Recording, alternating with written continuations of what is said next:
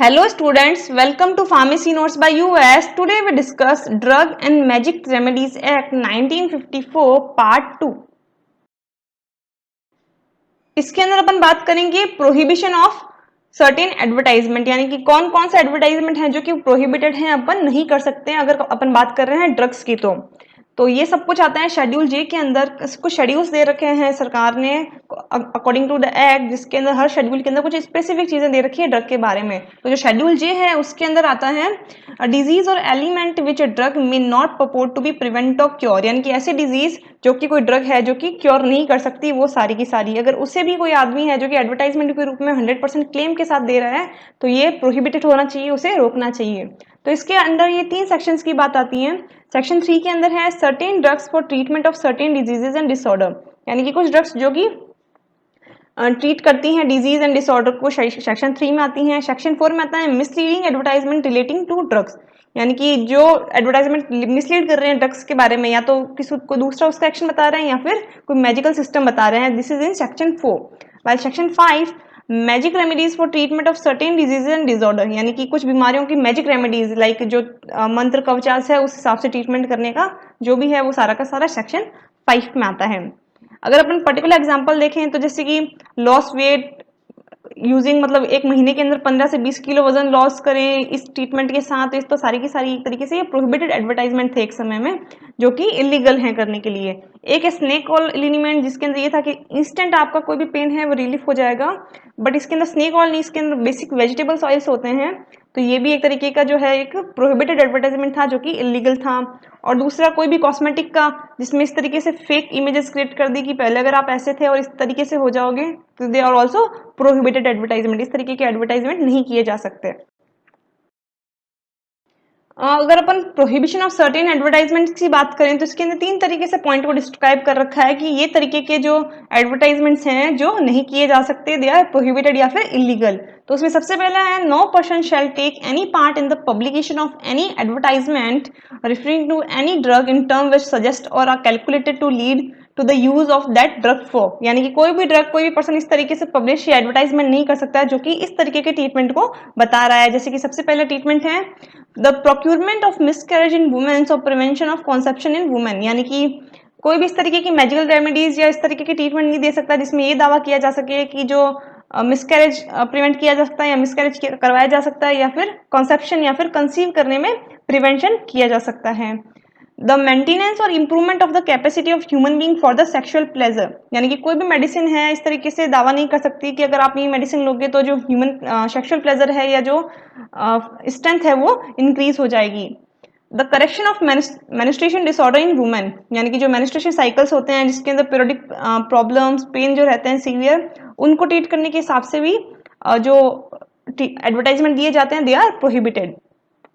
The diagnostic, cure, mitigation, treatment or prevention of any disease, disorder, condition specified in the schedule or any other disease, disorder and condition specified in the rule made under this act, यानी कि ऐसी कोई भी disease या disorder या condition जो कि schedule में मेंशन है उसके diagnostic, cure, mitigation, treatment and prevention के लिए एडवर्टाइजमेंट नहीं किए जा सकते। अगर आपके पास क्लेम है कि हाँ इससे हो सकता है, उसके अंदर कुछ मेडिसिन हैं, उसके डेटास हैं, तो it can be, but otherwise you can not advertise this type of systems. Second is no person shall take any part in the publication of any advertisement relating to a drug if the advertisement contain any matter which, यानी कि obvious है कि कोई भी person है इस तरीके के advertisement भी नहीं कर सकता अगर उसके अंदर ये चीजें इंक्लूड हैं, जैसे कि directly gives a false impression regarding to the true character of drug, यानी कि सपोज ड्रग है जो कि कोई तरीके का यूज पेन किलर है और आप इसे किसी कैंसर ट्रीटमेंट के हिसाब से मेडिसिन को बेच रहे हो, यानी कि जो ड्रग है उसका जो फॉल्स इंप्रेशन है उस हिसाब से आप इसका एडवर्टाइजमेंट नहीं कर सकते, यानी कि यूज कोई और है और आप कोई तीसरा यूज बता रहे हो डायरेक्टली और indirectly. Second is make a false claim for the drug, यानी कि ड्रग के ऊपर फास्ट क्लेम कर रहे हो जैसे कि 100% ही आपको क्योर कर देगा, भले वो प्रोफाइलेटिक मेडिसिन ही हो चाहे वो इम्यूनिटी बूस्टर ही क्यों ना हो, तो you can not advertise this type of drugs. Is otherwise false or misleading in any material particular, यानी कि कोई भी मटेरियल उसका है जो कि फाल्स या फिर मिसलीड कर रहा है उस ड्रग की प्रॉपर्टी के साथ, this is also prohibited advertisement. Third is no person carrying और or purporting to carry on the profession of advertising magic remedy should take part in the publication of any advertisement referring to any magic remedy which directly or indirectly claims to be efficacious for any of the purpose specified in 1 and above। यानी कि किसी भी तरीके की magic remedies का वो दावा नहीं कर सकता, किसी भी ड्रग डिजीज को क्योर करने के लिए, या कहीं पे भी उसको पब्लिश नहीं कर सकते या फिर एडवर्टाइज नहीं किया जा सकता अगर इस तरीके के ट्रीटमेंट को वो देना चाहता है तो। फिर क्लासेस ऑफ एडवर्टाइजमेंट, यानी कि अब एडवर्टाइजमेंट की बात करते हैं तो एडवर्टाइजमेंट मेडिसिन के ड्रग्स के दिए तो जाते हैं, बट किनको आप एडवर्टाइजमेंट कर सकते हैं, किसको ये चीजें प्रमोट की जा सकती हैं, तो उसके हिसाब से है जो कि एक क्लास डिवाइड किया गया। क्लास के अंदर ये था कि आप अधिकांश जो एडवर्टाइजमेंट कर रहे हो वो आप एक रजिस्टर्ड मेडिकल प्रैक्टिशनर को, यानी कि एक फिजिशियन को कर सकते हो, जो कि एक फार्मासिस्ट या फिर जो मेडिकल रिप्रेजेंटेटिव होता है वो करते हैं। और उसके अंदर भी वो किन किन चीजों का एडवर्टाइजमेंट करते हैं उस हिसाब से इस क्लास को डिवाइड किया गया है। अब क्लास ऑफ एडवर्टाइजमेंट की बात करें तो it is divided in two part, like first is leaflet और literature accompanying packaging of drug and advertisement in general, यानी कि जो बेसिकली जो डेटाज हैं या फिर जो ऑनलाइन स्क्रिप्ट्स हैं, लिटरेचर्स हैं, वहां पर आप एडवर्टाइजमेंट कर सकते हो, बट वो एडवर्टाइजमेंट किस कंडीशंस में किए जा सकते हैं या किसके लिए किए जा सकते हैं उसके बारे में अगर देखते हैं तो advertisement contain only formulation for RMP following, यानी कि जो एडवर्टाइजमेंट आप मेडिसिन का ड्रग का कर रहे हो it is only for RMP, यानी कि रजिस्टर्ड मेडिकल प्रैक्टिशनर, यानी कि सिर्फ डॉक्टर के लिए होनी चाहिए, जिसमें थेरेपेटिक इंडिकेशन ऑफ ड्रग, यानी ड्रग का यूज क्या है, एडमिनिस्ट्रेशन किस तरीके से एडमिनिस्टर की जा रही है, डोज कितनी है, साइड इफेक्ट क्या है, प्रिकॉशंस क्या है, ये सारी की सारी चीजें आप उन्हें बता सकते हैं। Responsibility to prove any claim of advertisement is respect to the not false, यानी कि अगर इस तरीके के एडवर्टाइजमेंट किए जा रहे हैं तो दी हैव अ रिस्पॉन्सिबिलिटी कि हम जो भी क्लेम कर रहे हैं वो झूठे नहीं हैं, ये सारी की सारी चीजें उसके अंदर सही दे रखी हैं। फिर है प्राइस लिस्ट का एडवर्टाइजमेंट किया जा सकता है, डिस्ट्रीब्यूटर को बताया जा सकता है, इंपोर्टर को बताया जा सकता है,